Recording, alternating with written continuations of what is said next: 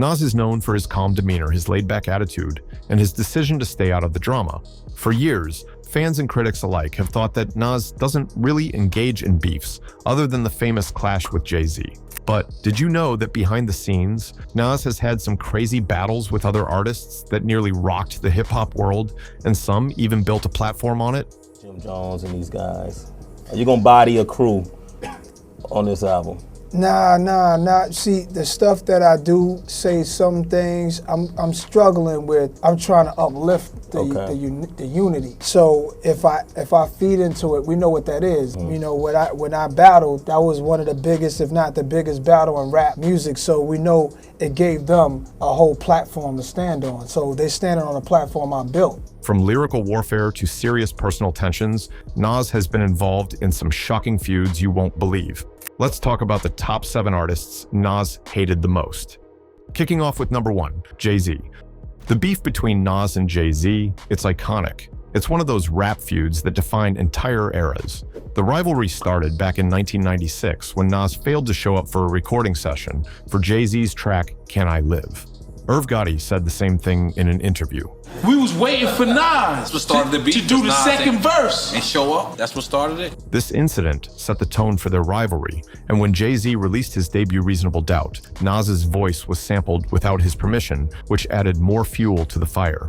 No, I'm sure. I was there. I was in the studio. Because Dead Presidents, he sampled Nas' voice, right? Yes. Okay, continue. I didn't even place you. But it wasn't until 2001 that things went nuclear. Jay-Z's takeover ignited the infamous battle with Nas. In this track, Jay-Z took direct shots at Nas, questioning his place in the rap game and attacking his credibility.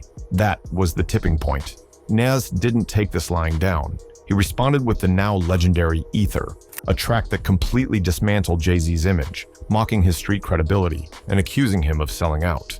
The tension between these two rappers went far beyond just music. Radio stations even held polls to decide who won the battle. Nas's Ether came out on top.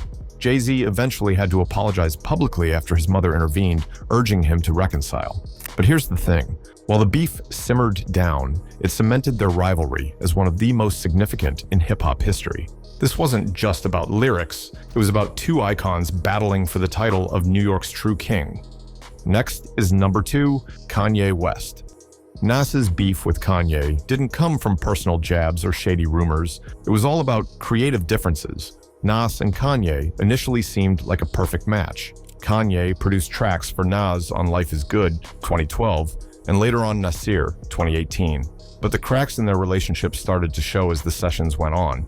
Kanye, known for pushing the boundaries of music, wanted Nas to embrace a more mainstream, experimental sound. But Nas wasn't having it. He's known for his deeply conscious, lyrical, and classic style, something Kanye couldn't quite understand. During the recording of Nasir, Kanye expressed frustration over Nas's reluctance to go along with his vision, even criticizing him for rapping off-beat on the track Cop the Kid, and shooting the video without telling him. Cop shot the kid, Nas rapping all got beat on it, don't even want to shoot a video. They shoot the video, don't even tell me. This wasn't just about music, it was a clash of philosophies. Kanye's more commercial approach didn't sit well with Nas, who was holding tight to the foundations of hip-hop. And then there's Kanye's controversies, his public support for Donald Trump, his frequent outbursts, and his unpredictable behavior, all of which only deepened the divide between him and Nas.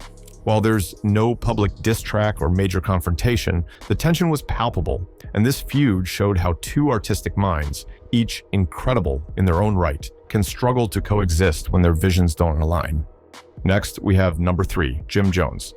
Nas and Jim Jones's rivalry isn't one of those classic beefs that fans always talk about, but when it flared up again, it certainly caught attention. The tension between Nas and Jim Jones actually started way back when fans began comparing the two artists. While Nas, as a lyrical giant and hip-hop legend, stayed in his lane, Jim Jones took those comparisons seriously. Over time, Jones became more vocal about it, eventually claiming he had more impact on hip-hop than Nas. And just when you think it couldn't get any more outrageous, things kicked up a notch when Jim was asked about his comparison to Nas on the Joe and Jada podcast. He didn't back down, he doubled down, insisting that his influence and relevance surpassed that of Nas. the statistics of what I've done. You heard to what other people was done. You heard them. You want to go to the Billboard entries, pull up Nas' Billboard entries, then pull up my Billboard entries. This statement sent shockwaves through the rap community. Fans and critics alike were left asking, how can Jim Jones claim to be more influential than Nas? The debate spiraled online, and things got even more heated when sports commentator Shannon Sharpe on the Nightcap podcast didn't hold back. He asked, what were you smoking when you said you're better than Nas? Sharpe defended Nas's legacy, pointing out how Nas had shaped hip-hop and influenced generations, while Jim Jones was still struggling to get respect from the mainstream. Then, just when you thought the beef might die down, a 2005 video of Nas resurfaced. In this clip, Nas completely dismissed Jones, mocking the idea of even responding to him. He said, imagine putting pen to paper to write about him, and the crowd erupted in laughter. I can't, if it was like Jim Jones, imagine putting a pen to paper to write about him. Nas didn't stop there. He went on to say that Jim Jones never made his peers nervous the way legends like Biggie, Tupac, Cannabis, and Eminem did. The niggas that used to have a nigga a little nervous was like B.I.G., Pac, even Cannabis, like Eminem. The niggas used to have you like... But Jim Jones didn't take it lying down. He later posted on Instagram, explaining that his comparison to Nas was a calculated marketing move designed to boost his streaming numbers. He added, if you're 40 and up arguing with me about Nas, y'all already lost, proudly claiming that going viral and stirring the pot had helped push his streams up. Number 4 is the notorious B.I.G. While Nas and Biggie never had a public beef, there was an underlying competition between them. In the mid-90s, both were vying for the title of King of New York. Nas had already cemented himself as a lyrical genius, but Biggie's rise was undeniable. The tension started to escalate, especially when their album covers began to resemble each other, further fueling the competitive atmosphere between the two. It's over the album cover, right? Yeah, we talking about Biggie, because Biggie, I had a picture of Young Me on the cover, and then Notorious B.I.G., rest in peace, had a picture of a baby that was going to be... The tension reached a peak when Nas dropped the line, Lex with TV sets the minimum in the message, a reference to the Lexus cars Biggie loved to flaunt in his music. Biggie responded with his song Kick in the Door, with a line that many fans believed was aimed at Nas, your reign on top was short like leprechauns. However, the feud was never fully realized as a public battle. It was more about competition than animosity. Both respected each other's craft, but their competing status in the East Coast rap scene made them rivals. Their careers were tragically cut short. Biggie's life ended in 1997, and Nas's rivalry with him was left unresolved. But what could have been? What could have happened if these two legends had worked together? The story of their rivalry is a lost opportunity, a what if that fans will always wonder about. Which brings us to number 5, Tupac. The feud between Nas and Tupac was as much about pride and miscommunication as it was about lyrics. The tension began when Tupac interpreted Nas's song The Message as a direct attack on him. The line, fake, no love, you get hit a nerve, and Tupac fired back in Against All Odds, accusing Nas of copying his style and questioning his street credibility. To Tupac, Nas wasn't just a rival. He was someone who was trying to live in a fantasy world, borrowing from Tupac's own blueprint while questioning his authenticity. But here's where it gets even more intriguing. Behind the scenes, the beef wasn't as deep as fans believed. In fact, Nas and Tupac actually met face-to-face in Central Park, where they talked it out and realized much of the drama was based on misunderstandings. According to Nas, they even planned to reconnect and discuss the possibility of a music collaboration. Imagine the impact that could have had on hip-hop's future, a collaboration between these two legends. Sadly, Tupac's untimely death put an end to that possibility, leaving fans to wonder what could have been. Nas later revealed in interviews that they had actually squashed their beef before Tupac's death, and both artists were ready to move forward. So what happened was we went to him and the brother was like, nah, I'm from New York, man. Nah, we like this. Don't never let nothing come between us. This wasn't just a feud over lyrics. It was a missed opportunity for two of the genre's greatest voices to unite. The clash between Nas and Tupac shows how easily words can create division in the world of rap, but also how reconciliation was always on the table, even in the most competitive of times. It's a reminder that sometimes what we see as rivalry may just be a misunderstanding, and the true potential of collaboration is often left unrealized. Next, we have number 6, Cam'ron. Nas and Cam'ron's beef began in a somewhat unexpected way. It all started when Nas was on the radio discussing some of the albums he didn't quite like.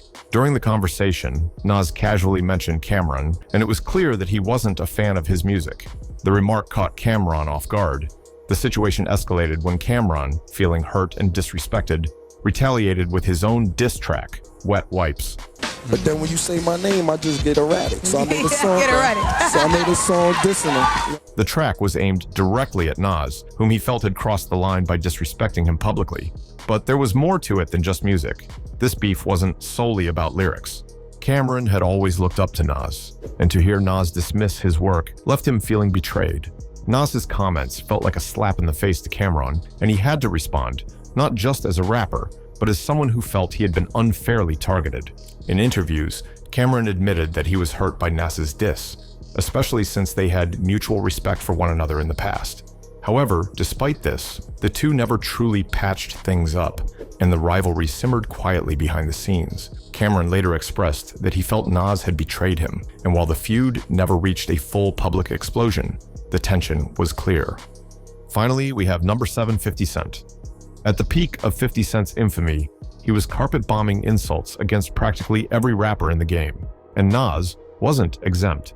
The beef between Nas and 50 Cent was sparked on 50's track, Piggy Bank, where he took a direct shot at Nas for getting a tattoo of his then-wife Kellis on his arm. 50 famously rapped, "Kellis said her milkshake brings all the boys to the yard," then Nas went and tattooed the bitch on his arm. That line set off a chain of events. With his famous Jay-Z beef out of the way, Nas didn't just let it slide. He offered up a series of rebuttals in his own music, aiming for 50 Cent. However, despite Nas's responses, the rivalry never really caught fire. Unlike Nas's intense back and forth with Jay-Z, the Nas and 50 Cent feud never reached the same level of animosity or public spectacle. So, where's the beef now? Well, fast forward to Summer Jam 2014 and Nas and 50 Cent squashed their rivalry on stage in front of a live audience, with 50 acknowledging that the whole beef had been much ado about nothing.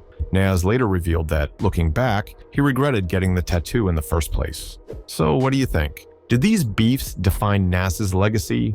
Or did they just show how complex the world of hip-hop really is?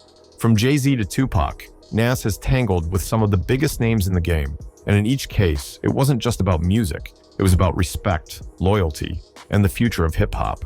But what if these rivalries weren't the end? What could have been? Drop your thoughts below. Let's get the conversation going. And who knows, maybe we'll uncover even more hidden beefs in hip-hop's untold history.